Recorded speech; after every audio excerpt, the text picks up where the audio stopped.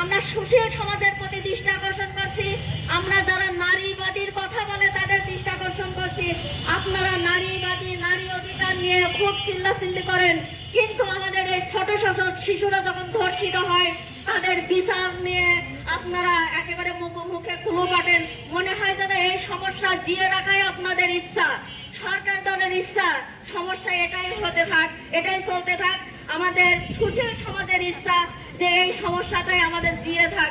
আমরা চাই যদি এই সমস্যা, এই ধরনের অরাজকতা, এই ধরনের ধর্ষণ, এই ধরনের বিশৃঙ্খলা, এই ধরনের অমানবিকতা চলতেই থাকে, তাহলে বাংলাদেশের নারী, শিশু, আপামর জনসাধারণ, আম জনতা কেউ বসে থাকবে না।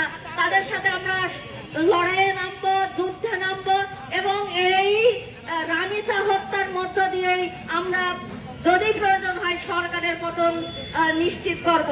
আমরা অবিলম্বে এই রামিসা হত্যার বিচার চাই এবং জনগণ যে ধরনের বিচার চাচ্ছে সেই ধরনের বিচার নিশ্চিত করতে হবে। এটা আমি বাংলাদেশ সরকারের কাছে আর্জি পেশ করে আমি আমার কথা শেষ করি। ধর্ষকদের বিচার করা সম্ভব নয়, এত বড় দৃষ্টান্তমূলক।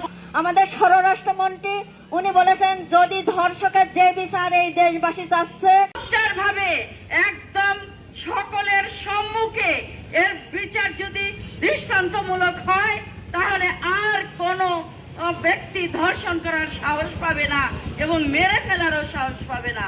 তাই ভাইয়েরা, বোনেরা, পুলিশ এবং স্বরাষ্ট্র করা হয়েছিল, সারা দেশবাসী হতবাক হয়ে গিয়েছিল, কিংকর্তব্য বিমূঢ় হয়ে গিয়েছিল।